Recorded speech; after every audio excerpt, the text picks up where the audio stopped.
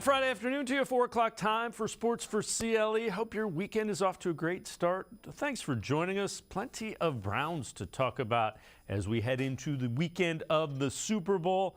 Last night, it became official. Joe Thomas, left tackle for the Cleveland Browns, was named a first ballot Pro Football Hall of Famer. You see the tweet from Mary Kay Cabot. He is only the 7th modern-era offensive tackle in NFL history to be inducted in his first year of eligibility. He'll be the 18th Brown alum to be enshrined in Canton back August 5th, Canton Hall of Fame. And he is the first since Max Speedy in 2020. Max played in the 40s, so he was a veterans guy deal. Gene Hickerson was the guy before that, another offensive lineman for the Browns. That was back in 2007. So Joe Thomas, only a Brown, very rare in the modern day free agency era. Thomas with a message that he is a Pro Football Hall of Famer to Browns fans. Hey, what's up, Browns fans? Joe Thomas here, and I just got inducted into the 2023 Hall of Fame class for the NFL, and I just wanted to say a big thank you. Could not have done it without you guys. 11 beautiful years in Cleveland. Not always full of a lot of wins, but always a lot of pride in the city, in the team, and you guys were a huge part of that journey. Absolutely could not have done it without you. Thank you. Joe Thomas, 2023 Pro Football Hall of Fame. Let's welcome in G. Bush, 92.3 The Fan, as well as the Ultimate Cleveland Sports Show. And G. Bush, that thank you to Cleveland is pretty much just the way Joe Thomas rolls. That is not an act, that is him. Yeah, man. You know, one of the early interviews that I ever got was being able to talk to Joe Thomas, and you reach out to him, and hey, you're like a local kid. I grew up in Canton, Ohio, Browns fan my whole life, and you expect. I've reached out to a lot of people, and it's always cool because some people you don't get that, you don't even get a reply from. You just be like, listen, good and well I ain't coming on your show. Stop it. Joe Thomas, man, he's been on Locked on Browns. He's been on Ultimate Cleveland Sports Show. I've interviewed him on the barbershop. And the one cool thing about Joe Thomas is he never big times you, man. He talks to you. He's a solid, down-to-earth type guy. And for to be a guy that's a first ballot Hall of Famer, I think people need to understand what kind of cachet that comes with. I looked it up, and I was thinking, coming from the great state of Ohio, growing up watching offensive line and defensive line play, I look at a guy like Orlando Pace, who was not a first ballot Hall of Famer. I mean, Joe Thomas is doing it in rarefied air. And not only that, to be able to do it in rarefied air and have an offense at times that was as inept as the Cleveland Browns, all of the quarterbacks he blocked for. I mean, think about it. We had what we would think would be the anchor, the pillar. People back in the day say, you know what, you draft a good left tackle, you get you a anchor up front, and then you get a quarterback and you're off to go. We did that. We got the anchor part right. And not only that, he did it at a high level for 11 years. And not only did he do it like that, he has the snap streak. Yep. When you come into work every single day, I don't even have a snap streak for radio. Some days I can't do it. I don't got a snap streak for the internet. They're like, G. Bush, you got a video coming out this week? No, I ain't got it today. It's not in me. To be able to do that at a high level, playing against some of the best pass rushers in the era he came up with, it's great. It's so deserved for a guy like him. And I'm just, I talked to you before. It's just a doggone shame that we didn't give him an opportunity to get in the playoffs and to go deep in the playoffs, because that's what you want to do as a competitor. But Joe is one of the best people I've ever met in this industry. He's great at what he does now, being kind of almost a coworker in this a peer in this industry. But he's a great guy, man. I couldn't wish the best for him and his family. The other thing, before we move on, that snap streak is even more impressive because some of those teams were playing for pride. So think about that. This is a guy that went out banged up and continued to play for his teammates. So first ballot Hall of Famer, absolutely. Mary Kay Cabot also tweets this out. Browns will likely play in the Pro Football Hall of Fame extra preseason game, possibly against the Jets. And if that is the case, should be a heck of a weekend down in Canton, and I would think it will. We gonna have fun down there. Everybody gotta go. Yeah, listen, this is a good fan. That's gonna be like a family reunion. We're gonna see a bunch of people we ain't seen in a while. We're gonna come out and hang out, man. Listen, that's gonna be a great opportunity. Trust me, man. I'm a Canton kid. Went to Canton McKinley. I'm a Bulldog, proud, and Browns fan all my life. It's gonna be great to go down there and see. I've always wondered, when we watch it, and I've been down there, years, right? And I would always see the Steelers and the Ravens fans when they had Ray Lewis and Ed Reed and Jonathan Ogden down there, and the Steelers had Troy Polamalu and all of those guys that come through the bus, Jerome Bettis. I would watch those, and my aunt used to get us tickets to the Hall of Fame game every single year. She would bring us to the inductions, and I would watch some of those guys get inducted. And, for me, I used to always say, man, wow, it'd be great to have somebody from the Browns be up there. Now I'm, fortunate enough to be in the industry and to see a guy that I watched growing up and Joe Thomas, to say I know him. It's even that's much better. So what I'm throwing it out there. We got to pack this place out. We got that whole little lower bowl at Tom Benson Memorial Hall of Fame. It's supposed to be brown and orange, the dog pound. Everybody's supposed to be down there. We're going to have a good time Hall of Fame weekend. I would agree with you. I don't think you will have to cajole too many Browns fans to get there. I think there could be a little bit of a stampede down that way. It's been a while since one of the Browns has gone into the Hall of Fame. This was kind of interesting. So the NFL honors is, you find out the Player of the Year and the Rookie of the Year, and that's where they announced the Hall of Fame class. Kelly Clarkson was the host. It was a crazy season. It was unexpected. Thankfully, though, the Browns restored order to the universe by doing a bunch of dumb Brown stuff, so that happened. Yeah. See, I'm prepared. I did my homework. I'm just telling you what's happening. It's not my fault. In the industry, we call that really low-hanging fruit, and we generally avoid it. Yeah. See, I can't. See, G. Bush, when they don't let me stand up. First of all, they do a good job of making sure that the low-hanging fruit doesn't say low-hanging fruit. So G. Bush wouldn't be up there with a mic in his hand. They're like, he gonna say something dumb. Second of all, it just gets me, man. And this is why when we win the Super Bowl, we're gonna be obnoxious all over this country. And all over the globe. See, whether you believe it or not, the Browns backers are strong and strong indeed. So when we do go to the Super Bowl, we're selling it out. When we do have our trophy and when we do have our parade, there will be millions in attendance simulcasting this all across the great world.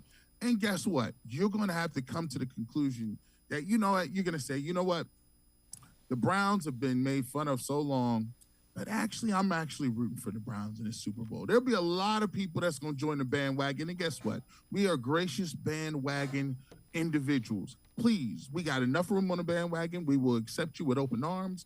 But listen, man, one day it's going to stop.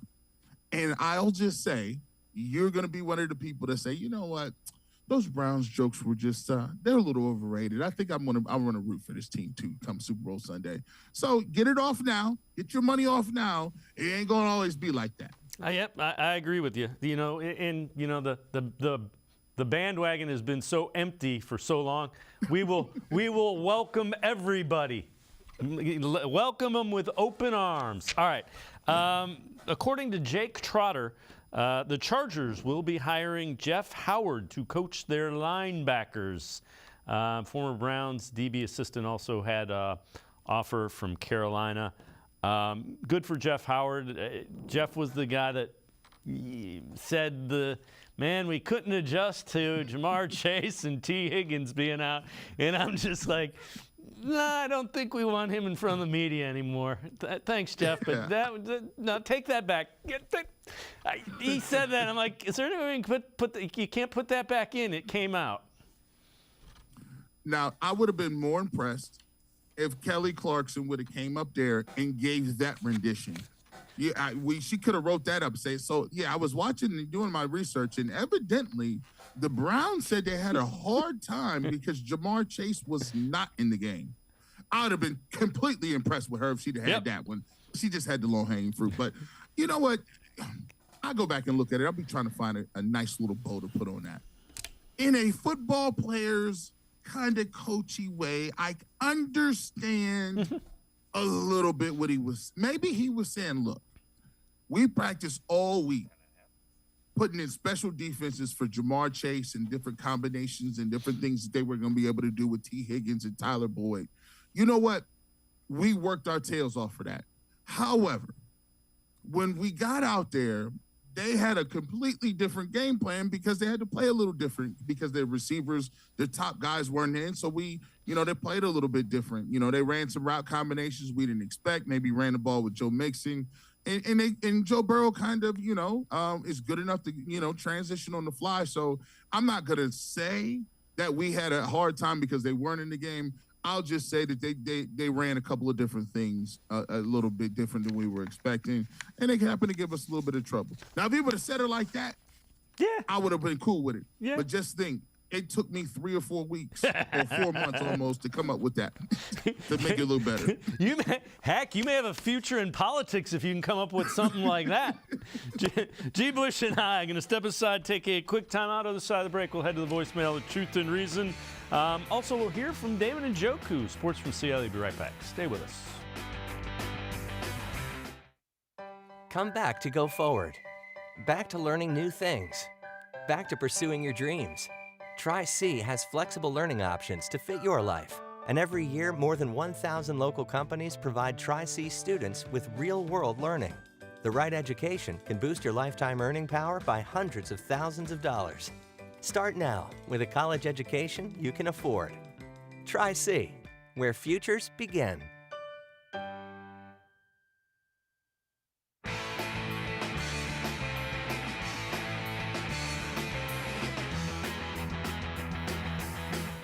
We continue talking Browns with G. Bush from 92.3 The Fans, The Barbershop, Saturday mornings, as well as the Ultimate Cleveland Sports Show.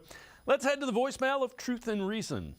Mecole Hardman, with his speed, I think he's what we're looking for in a wide receiver. That deep threat, fast speed that we can really utilize. And also pairing him up with a draft pick, I was thinking Josh Downs out of North Carolina. He's really fast. He has the Anthony Schwartz fast, but his hands are reliable, especially in the end zone. I really like his film, as well as Parker Washington, who is also a deep threat and fast and reliable, but they're both really small, and I think Mecole Hardman can also guide them as well. But I really would like to see either one of those two draft picks match up alongside with Mecole Hardman.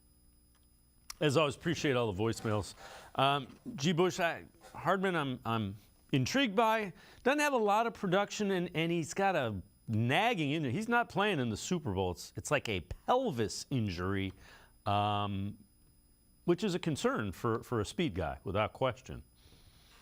Yeah, so, what I've learned here over the, 2-3 years that I've been watching and we've been looking at trying to find receivers, the thing about receivers is they are Ferraris, they're Jaguars, they're, Maseratis, they're, Porsches. Those guys, they got a lot going on below the waist that makes them faster than everybody else, right?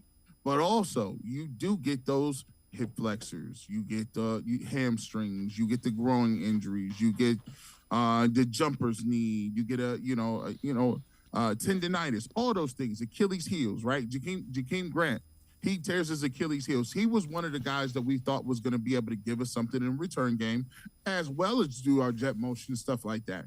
You look at it, Anthony Schwartz, an individual who's been out most of the time. He's a slight built guy, hamstring injuries, different things, the lower body. Mecole Hardman, to me, is a guy that's very intriguing because if you can get him and get him here and get with Deshaun Watson, because I think they're going to run a completely different playbook next year. I think Stefanski is going to get with Deshaun Watson, and I think what we see from the Cleveland Browns playbook will be completely different from what we've seen thus far. And I think they do need a couple of those guys. Now, Jakeem Grant is coming off of the Achilles injury. We'll see how that works. You also have a guy like Anthony Schwartz who missed most of the year. We'll see how that works. But I would like them to have a position. When you watch the Kansas City Chiefs, when you watch the Eagles, look at all the motion they got. Look at the weird formations. Look at the levels that they give you. Even watch the 49ers. They always got jet motion, orbit motion, somebody coming in motion, somebody's moving around, and all those different things. I think that we really need as many people as we can that we can do long handoffs to. We need guys that we can, throw the ball on bubble screens, tunnel screens, whatever. We just need the Cleveland Browns playbook and the offense in our field to be decluttered. It's like getting one of those, one of those life coaches that come in and they declutter your life. They get rid of the emails. They say, do you really need the Yahoo? No one uses Yahoo email anymore. You got 5 work ones. They say, listen, hey, we need to put some stuff on shelves, get rid of some of this stuff, and it functionally works on your life. It hasn't, I don't have one of those persons, but I do have a wife, and she's good at that. So she just throws stuff away of mine. I can't find it sometimes. I'm like, what happened to that? She was like, it was old, it was gone, get rid of it. I would like to see some of those plays in the Browns playbook. It was old, it was terrible, get rid of it, and give me some new stuff. McCole Hardman is a guy that I would like to really get and see. And I like the Parker Washington kid from, I saw him playing against Ohio State this year. He looked pretty good. I like him in the slot, tough guy, like him as well, too. Yeah, make some easy throws for Deshaun Watson. That's what I want to see. Easy. Watch Jalen Hurts, watch Patrick Mahomes. They're going to have some easy throws. Go copy that. Yep. This is from the Vaughn cast. Vaughn Miller talking to David Njoku about his early days with the Browns.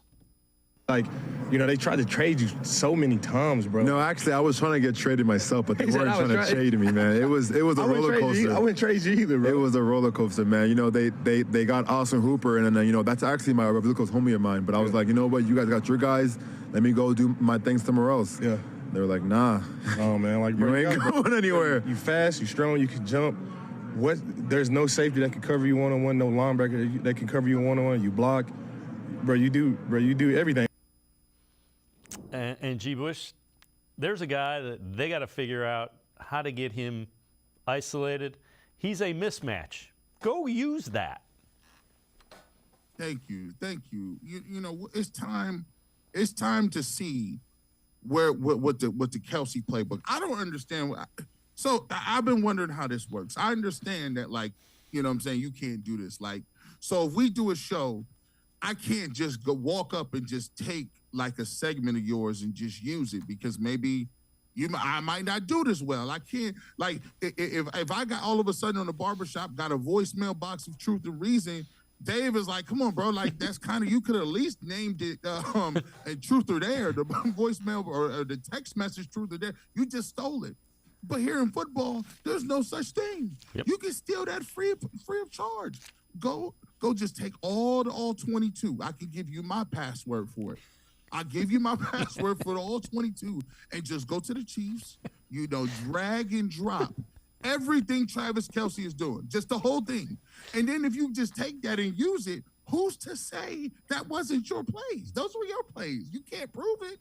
There's no watermark on that. There's no watermark that I stole that from the internet. This is my thumbnail. I'm just asking.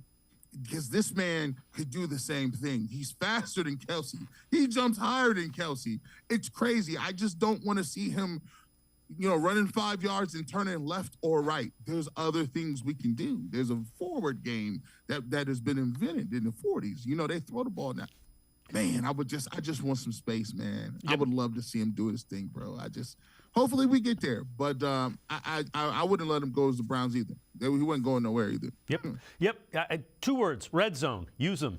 That's 4 words. Use them in the red zone.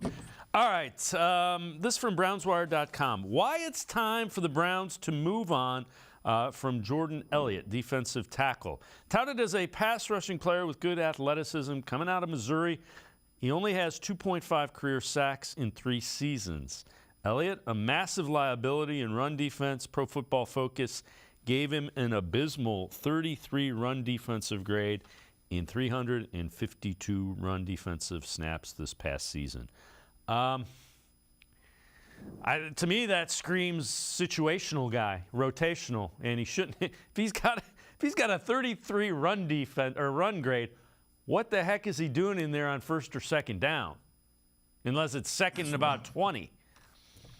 That's rough, man. That's like, at least be 50. Like, yeah. I used to learn in college, like, hey, if I'm going to fail this test, at least give me a high F. Give me like a 56 or something, bro. Like you could do, but if you got 33, look how many points you got to make just to get to a D. You got to get 30 whole more points. I said, listen, if you're going to be bad on run, at least be like, oh, I'm 62 and run. When you're a 33, I had to go see what PFF was talking about. I just went and started looking at it. I've been going through the offseason, and I was like, let me start with the first game. I'm going to go all 22 and look at somebody. Yeah, he just, as a defensive lineman, he plays way too high. There's too many plays where his pad level is high. There's way too many plays where the guys are getting up underneath him. And when you get up underneath him, he's taking rides on this. And you're sometimes, when we call it getting washed as a defensive lineman. Like if a lineman is blocking down on you, you got to give some sort of resistance, because what'll happen is they'll cave you all the way to the sideline, and it's a running lane right now. Now you got linebackers with running backs on them in 2-3 yards. And you're like, whoa, well, where's the first level of defense? He just has his pad level is high. He's a strong kid, but I would like to see him play with better pad level. Then you can use some of that strength. But just like they tell you in wrestling, and everything is about leverage. And when you're playing high, especially on the goal line, especially on rundowns, you are going to get embarrassed in the league. And he just plays a little bit too high for me. The question is here, how are we going to get where we need to go from unplayable in the middle to serviceable? Because I don't think Jim Schwartz is going to be able to go out and get all these ingredients and all these other tackles and high price guys. He's going to have to revamp one of them. One of them either was Togiai or Taven. Well, I think he's a free agent again. He's going to have to figure out somebody on the roster that they can fix to get to at least a 60, and then say he's serviceable based on the way we coached him up. But I don't know if it's going to be Jordan Elliott or not. Well, let's put that in perspective. A 33 run grade means that you are only winning or completing your assignment in run defense 1 out of 3 times.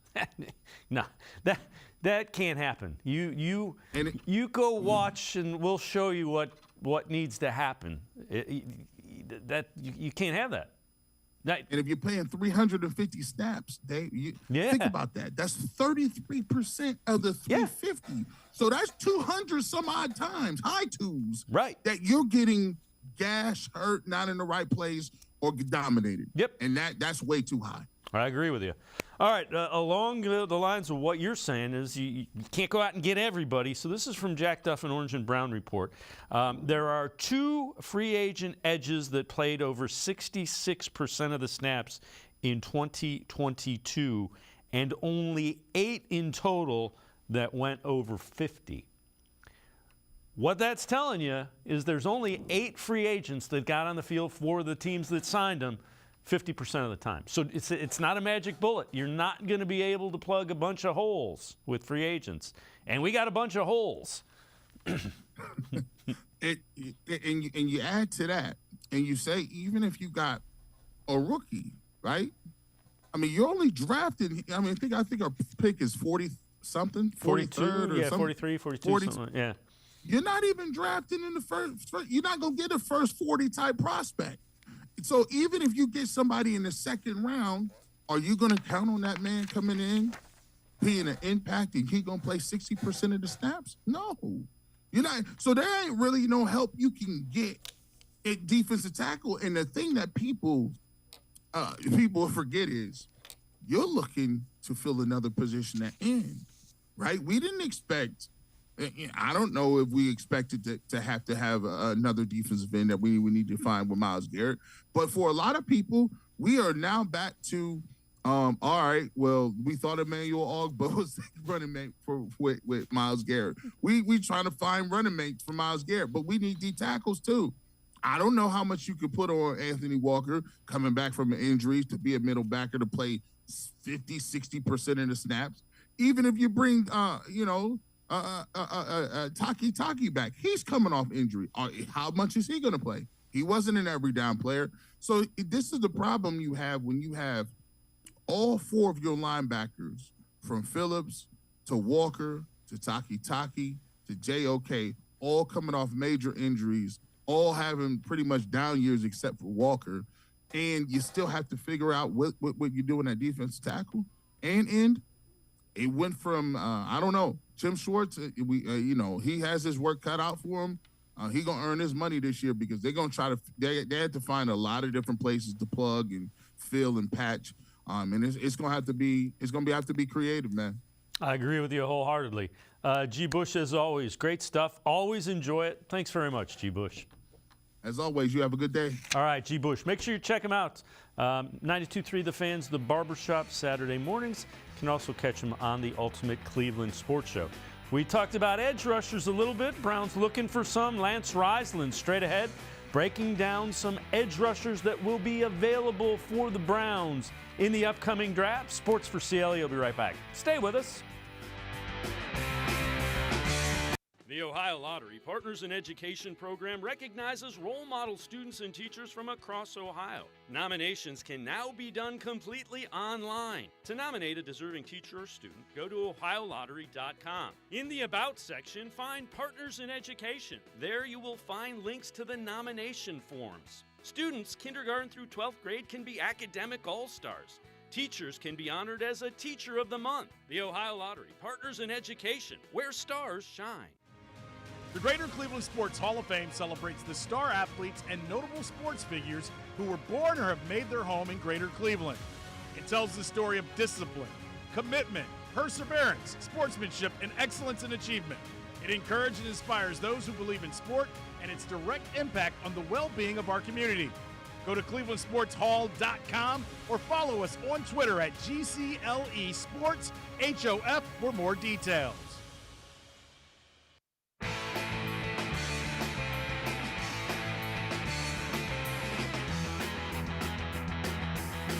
We continue talking Browns here on Sports4CLE. Time to take a little bit of a film breakdown with the defensive edge rushers that are available in the draft coming up and that will be available for the Browns. Whenever we take a look at film breakdowns, we welcome in Lance Reisland from the plain dealer cleveland.com. So, Lance, these are guys that, as of now, before Combine, as you work through it, could potentially be available there for the Browns.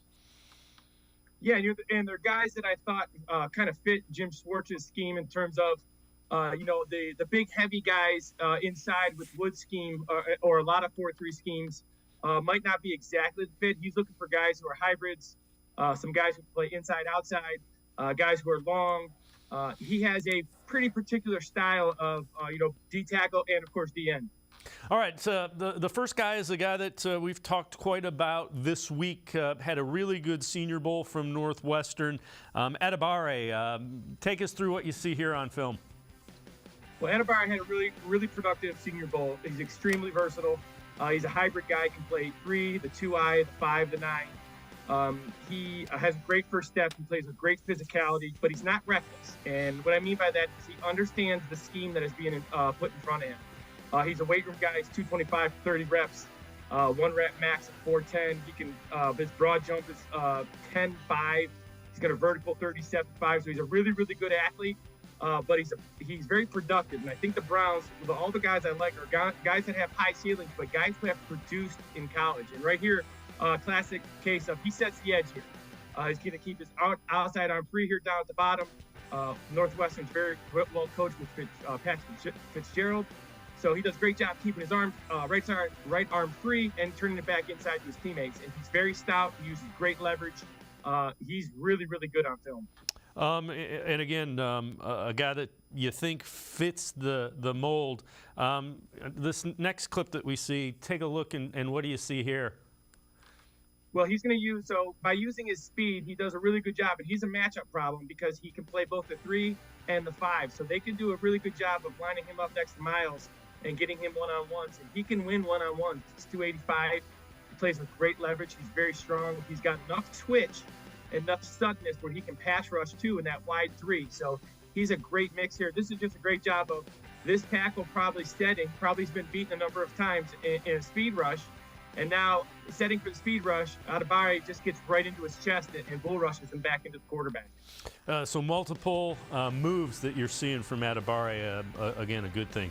All right, the next guy that we're going to take a look at, a tall guy, 6'7", 252, Andre Carter from Army. Well, yeah, so here's an interesting guy. Here's a guy that had a really good Senior Bowl. I think he might slide a little bit because of the fact he's very light. He's 250. But he's got things you can't teach. He's got really, really long arms. He's got violent hands, and he plays long. So some guys have long arms, but they don't use them to their advantage. He plays very long. His upside is incredible. Again, very productive. He had 19 and a half sacks in his career. He had 15 and a half of those in 2021. And, playing at Army, very good football, but usually not a ton of pro athletes. So teams really focused on him this fall. Great leverage. Right here, he's going to win with the swim move. He plays in coverage. He's very hard to block for a tackle. Again, he can play in 2-point stance, a 3-point stance. Again, that versatility. And the thing that I was looking for is not only guys with high ceilings, like I said, but guys who have produced. So many times you get guys who have these great measurables, but they got to do it on the football field. These guys all have done a lot on the football field and made a ton of plays. And again, Carter 6'7", so this next clip that we're going to look at, that 6'7", he knows how to use it, and you kind of alluded to that too. So yeah, this is just quick. He's going to work a quick pass rush move. He's going to work his left hand. He's going to shoot his left hand and then get inside with a quick rip. He bends very well for a guy who's 6'7". He's got a really, really big upside. He's only 250. He gets to 260, 270 with NFL weight room stuff. I think he could be a real problem off this edge. All right, we move on. Our third edge rusher that will be coming up in this draft that the Browns might be able to get second round or later. Again, this is a guy, Uzama, 6'4", 255 from Kansas State. So this is kind of gets into these guys are really, really good athletes. So all these next couple guys are really good athletes with really good ceilings. This is really a high-level Von Miller type move here. It's called a ghost rush. So he's going to actually fake to shoot his hands, and he's just going to dip and rip with speed. And he actually doesn't touch this offensive tackle. This is something that's been pretty common in the NFL. Obviously, everything in NFL trickles down to the college level. But this is a really high-level move. He's got great bend. He's around the corner, Myles Garrett type style in terms of being able to get low around that corner. Plays with great hands, great violence, sets the edge, can play the run. Again, big enough where he can play inside if necessary, can move around, which Schwartz likes to do. So just a guy who has a really good upside. Again, anywhere from second to fifth round, you never know how these guys slide. This is a guy with really good upside. And again, the Felix and Udike Uzama from Kansas State. You mentioned a little bit the closing speed. This second clip on him that we're going to see shows you some of that closing speed. Well, this is really good. So now he wins. So he's been winning with speed. Now he's going to push and pull. So he's actually going to get into this tackle. And as the tackle starts to push back into him, it's called a push and pull. So he's actually going to push in this tackle. When that tackle pushes back, he pulls him right back.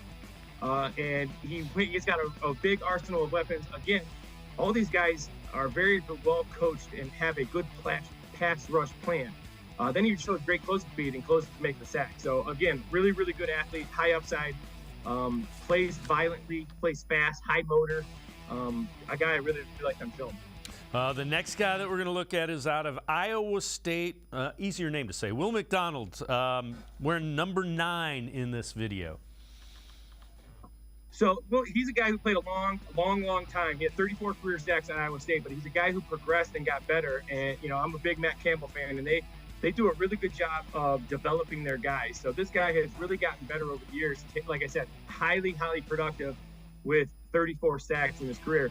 He's going to be 24 years old when he was drafted. And that kind of goes away from the very plan in terms of he likes those young guys. But, again, a guy who's got a lot of production with a high ceiling, not just a high ceiling.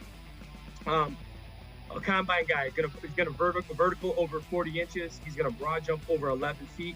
The stuff I've watched, I have not seen a guy with better bend. I have not seen a guy who can get around the edge and just flat out speed rush as good as this guy. He's a pure pass rusher, I think, in the draft this year. Well, in this next clip that we're going to look at him, that agility is pretty impressive. They try to chop block him. What do you see here?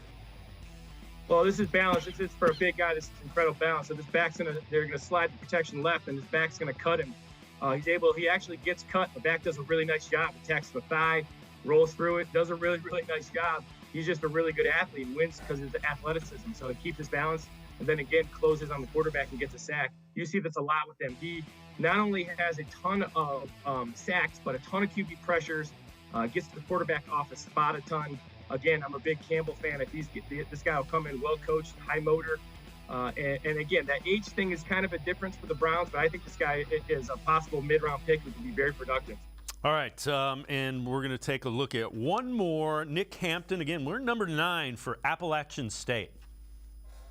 So this guy is a stat producer. So again, as I'm watching people, you get guys who are first, second, third, fourth rounders. I was kind of looking for a sleeper. There's some other guys who, Zach Harrison, there's some other guys I like too, but this guy, his production is incredible. He played 46 games. He had 175 tackles, 26 and a half QB sacks, 40 tackles for a loss. He had 134 quarterback pressures in his career. He played some Mike Backer where he actually dropped in coverage. So again, that flexibility that Schwartz likes. Another combine guy, going to have a 39-inch vertical leap. He's got a 10.6 broad jump. He had a 1.20 10-yard split, which is phenomenal for a big guy. And he clocked over 21 miles per hour in their GPS system. So he's a guy who's got high ceiling but high production. And the film I watched was against Texas A&M, so he has big games against big schools. This guy is just, for me, is just a football player, and I like football players. And sometimes at the NFL level, you get caught up with guys who can run and catch and do things. This guy, when he's on the field, makes a ton of plays. I will tell you, there's guys who have some measurables that are better than him. Not a better film to watch. He's my favorite film to watch as a D lineman this year so far, as a D tackle and a D end. He just makes plays all over the place. All right, one more clip from him, and this kind of goes into what you were talking about. The skills translate into football here. Yeah, so he's gonna speed rush here, and once again, these guys are all really well coached at the college level now. So he's gonna take this speed rush. The tackle does a nice job. He turns it into a bull rush. Then he does a great job of getting rid of, which is something that a lot of defensive linemen struggle with in terms of getting caught up with those tackles. So he does a great job of speed rushing, getting rid of that tackle, and then again closing and making a play on the quarterback. And you see a lot of these plays. They have 134 QB pressures. He's always in the backfield. This is what you see on film against everybody on all films. Everything I've watched on him, this is exactly what you get almost on every play. He's also a guy who can drop into coverage. Like I said, he's played all over the field. He plays at Appalachian State, so they don't have a lot of other pro guys. So teams know they have to block him, and they still can't do it. Like I said, as impressive a film as I've seen this year. So, Lance, when you look at these guys, obviously nobody's going to be Myles Garrett coming in. He was the first pick in the draft for a reason. These are guys that can contribute in a rotational way for Jim Schwartz, though. Yeah, same with those D tackles. You're going to have guys. I really think at the NFL level, you have to have like a Daron Payne who can come in and make an impact. A guy who's a pro, a grown man who's played for a while. But you have situational guys inside and on the edge. So all of these guys, even like a Carter guy, even though he's undersized in terms of weight, they can come in on third down. They can come in on nickel. They can be a guy. They can get Carter where they move Myles down to the 3 technique and put Carter on the outside, and he'll for sure get a one-on-one. So you can do something with these guys who have a skill set, especially on third down. Jim Schwartz is a little bit different. They're going to be in wide 3s, wide 9s, but he creates matchups, and these guys are matchup problems. And the thing I like about these guys, as I said, not only do they have high ceilings, but they come in they've already produced at the major college level, which I think is very important. Lance Reisland, as always, great stuff. Appreciate the time and the insight. Thanks very much, Lance. As always, thanks for having me. Lance Reisland, make sure you check him out. Really good stuff. Cleveland.com. We're going to step aside, continue talking Browns here on Sports4CLE. We'll be right back. The Ohio Lottery Partners in Education program recognizes role model students and teachers from across Ohio. Nominations can now be done completely online. To nominate a deserving teacher or student, go to ohiolottery.com. In the About section, find Partners in Education. There you will find links to the nomination forms. Students kindergarten through 12th grade can be academic all-stars. Teachers can be honored as a Teacher of the Month. The Ohio Lottery Partners in Education, where stars shine.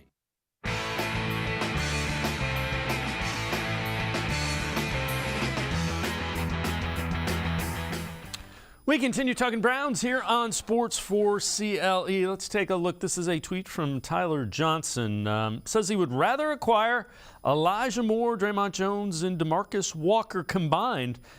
Basically the same price that it would take for a trade for DeAndre Hopkins. Keep in mind, that price still cheaper than signing the star free agents, Daron Payne, Jesse Bates, because of what they would command. Let's welcome in Tyler Johnson from the Faithful Dawgs podcast as well as Network 216. Tyler, appreciate the time. Take us through kind of the thinking there. There are already a lot of really big contracts on the books for the Browns. Yeah, some of the contracts that obviously the Browns have on their books, you have Deshaun Watson, you have Myles Garrett, Denzel Ward's a big one, Joel Bitonio, Wyatt Teller. These are deals that are going to really start to kick in next year because of the way Andrew Berry constructs his contracts. Now, a lot of fans believe that the Browns are not going to have relevant cap space this year. And the reason that is not true is because they are going to go in and they are going to restructure a majority of those contracts to create cap space. And that is going to give them flexibility to bring guys in via free agency, via trade. And they're also going to roll over some of that cap, which fans won't be happy about. But that's Andrew Berry preparing them for 2024. So some of these guys, Daron Payne, Jesse Bates, these are guys that Browns fans want. I would love them too. Daron Payne's going to cost you $20 million a year. Is what it looks like on the open market, and Jesse Bates is going to cost you $15 million a year. Now, if I had to prefer one, I would want Jesse Bates over Daron Payne, and here is why I would go that route. Jesse Bates fills a need that the Browns have not had since Kevin Stefanski has been there. That's a free safety. Jesse Bates is a free safety. He's one of the best in the league, and you would steal from the Cincinnati Bengals, a division rival. Now, DeAndre Hopkins is a huge talking point right now, and the reason being that former relationship with quarterback Deshaun Watson.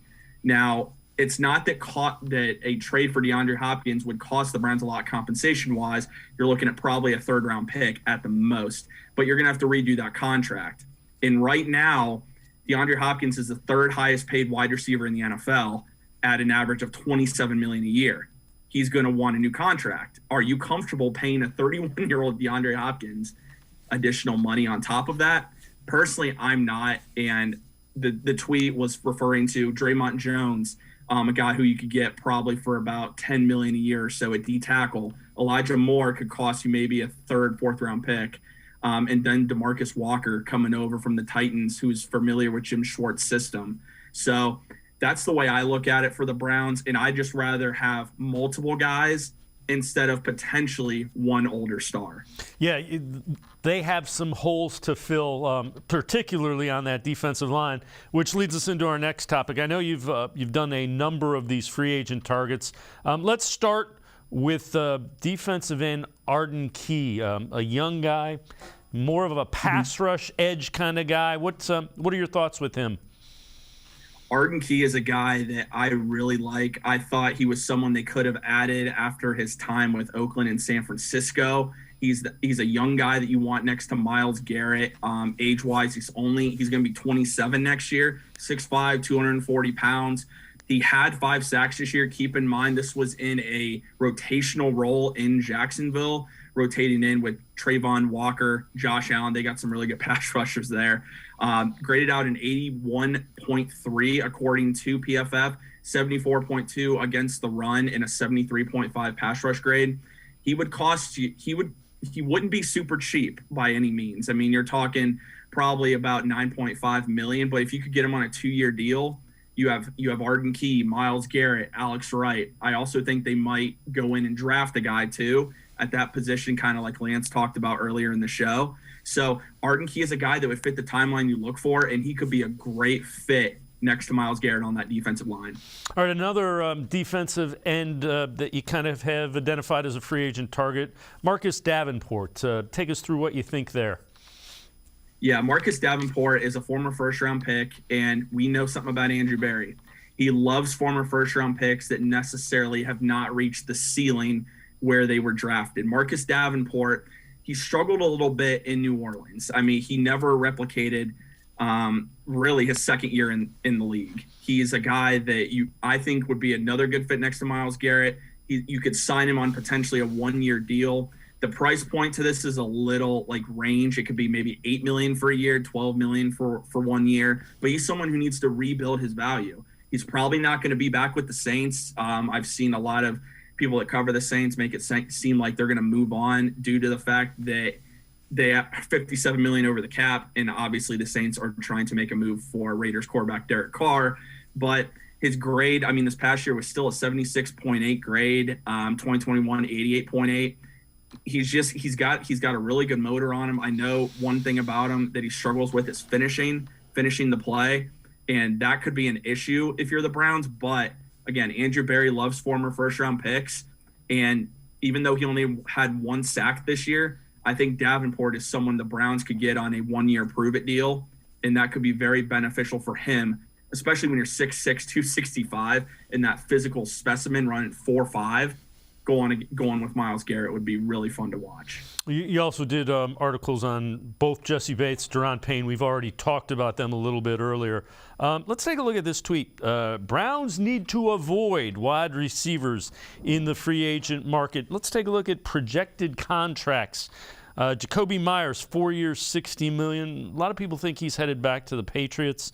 Juju Smith-Schuster projected 3 years, $36 million. DJ Chark, 3 years, $35 million. And Alan Lazard, 3 years, $33 million. I would agree with none of those really piqued my interest. They do need a guy that stretches the field vertically, horizontally, makes him defend the. What are your thoughts about a guy like Paris Campbell if it's 3 years, $6-7 million a year? Paris Campbell I've always been intrigued with him coming out of Ohio State. I mean, when you're a Buckeye fan and you saw what he did at Ohio State, it's very impressive, and the Browns need that speed element. That's why the links to fans wanting DeAndre Hopkins, I think it's because he's a name, and that's what really stands out to people, maybe not necessarily the fit he has as far as bringing that speed element. Paris Campbell would bring that. I mean, you kind of talked about his contract length being possibly about 3 years, $6 to $7 million. If you can get him there, I think that would be very favorable, especially if Andrew Berry likes to backload these contracts. Maybe he can structure it to where they have an out after the first or second year, because one thing with Paris Campbell, he struggles with those injury issues. So that's the one worry I have for me. I think he's going to end up returning to the Colts because outside of Michael Pittman Jr., they have Alec Pierce. That's really all they have in Indianapolis unless they draft another guy. So I think he's going to go back to Indianapolis, but I would love to bring him back to Cleveland. He'd be a great fit within the offense. Again, I just think it needs to be at a very favorable price point because something we've seen in the past, free agency, teams are going to overpay wide receivers. It happens every single year.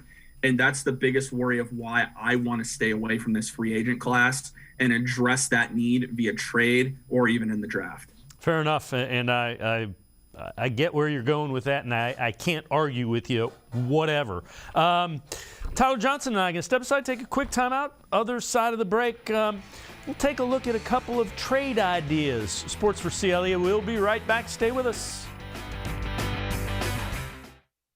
Come back to go forward. Back to learning new things. Back to pursuing your dreams. Tri-C has flexible learning options to fit your life. And every year, more than 1,000 local companies provide Tri-C students with real-world learning. The right education can boost your lifetime earning power by hundreds of thousands of dollars. Start now with a college education you can afford. Tri-C, where futures begin.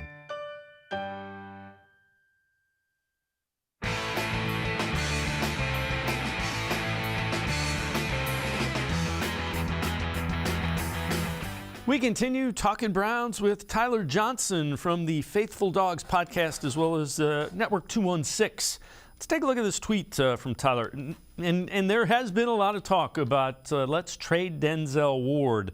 He's not going anywhere. And you see there are some massive dead cap hits that the Browns would have to take. 2023 is $34.4 million.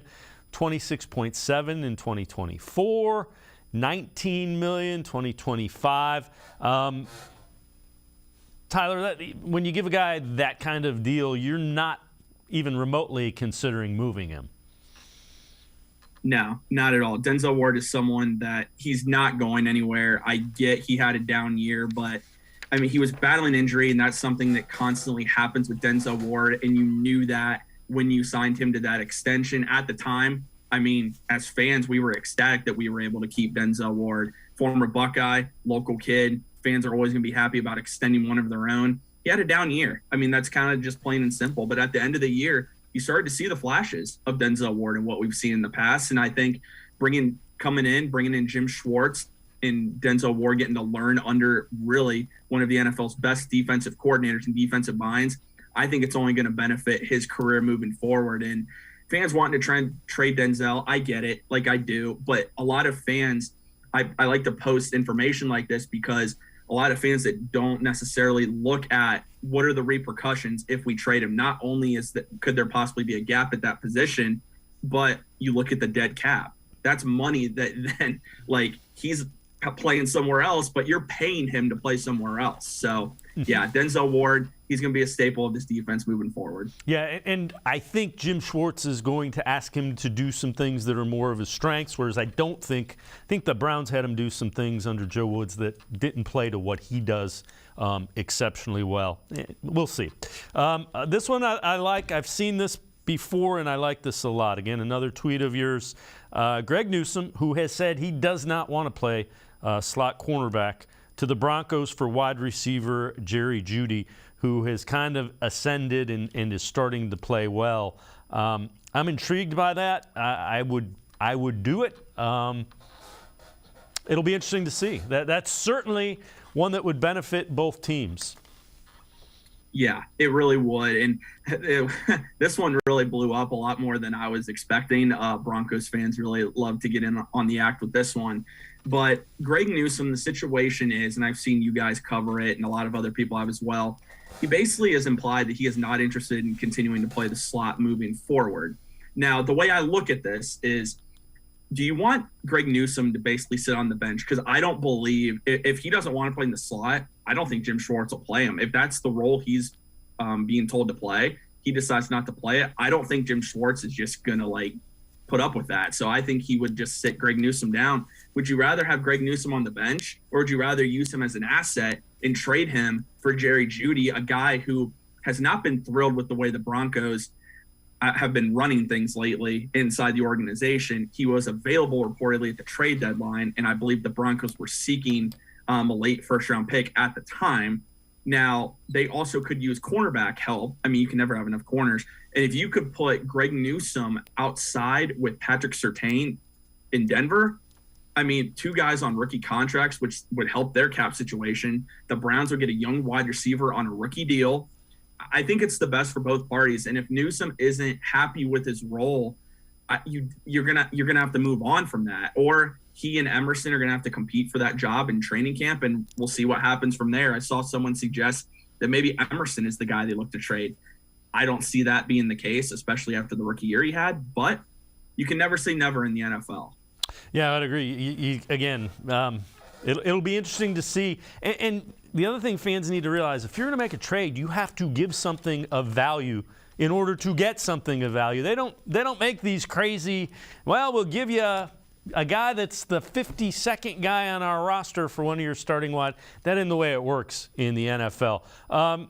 Tyler Johnson, appreciate the time and the insight. Great stuff, man. Hopefully we can have you back regularly. Good stuff. Thanks very much.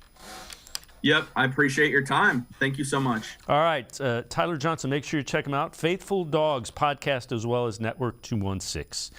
Each week, in conjunction with the Ohio Lottery Partners in Education program, we recognize a role model student from somewhere in the state of Ohio. We head to Gilmore Academy to meet Tommy Moe. Tommy Moe, senior, plays baseball, 3.8 student, also has a dream of becoming a sports play-by-play guy for a team. Here is Tommy Moe, the Ohio Lottery Partners in Education Program's Shining Star.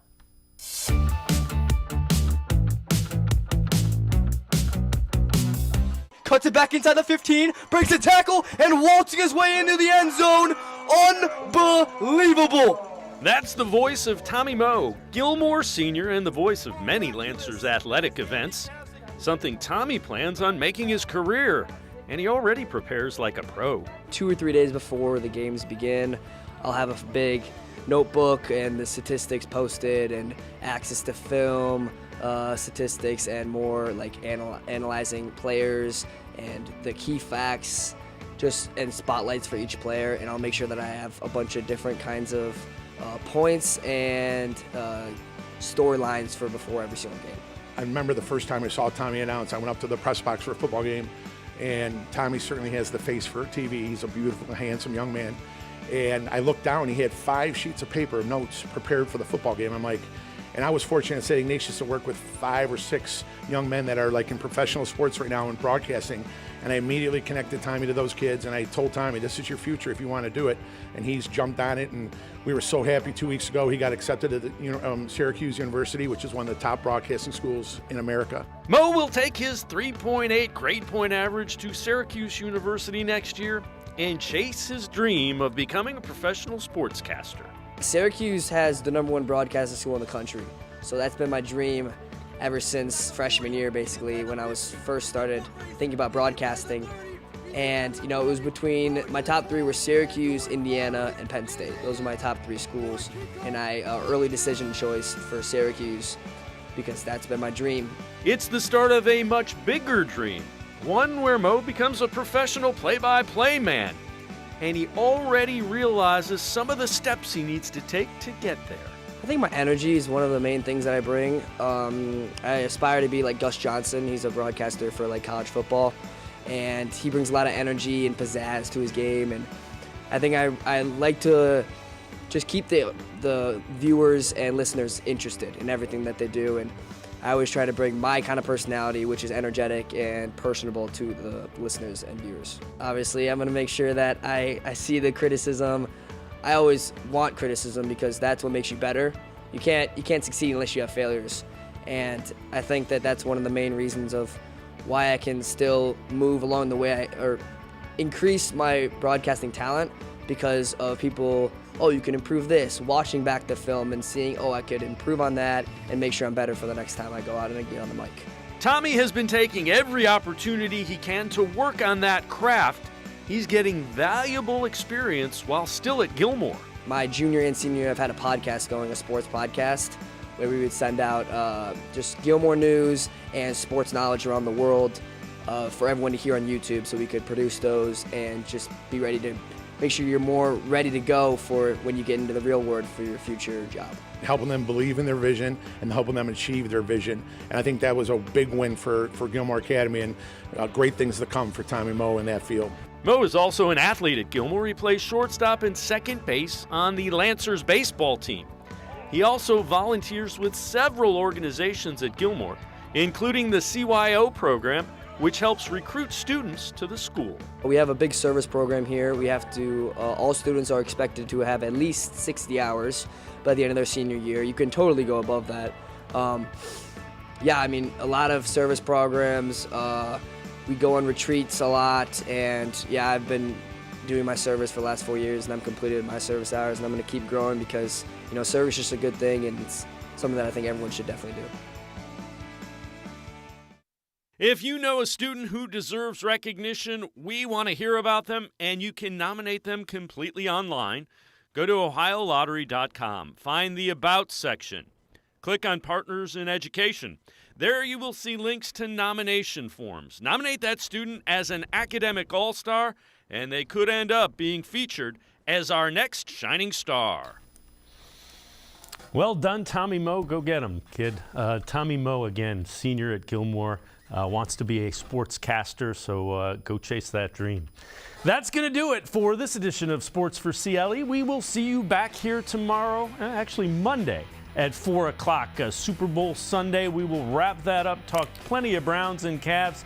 Have a great weekend, everybody. See you Monday at 4 o'clock on Sports for CLE.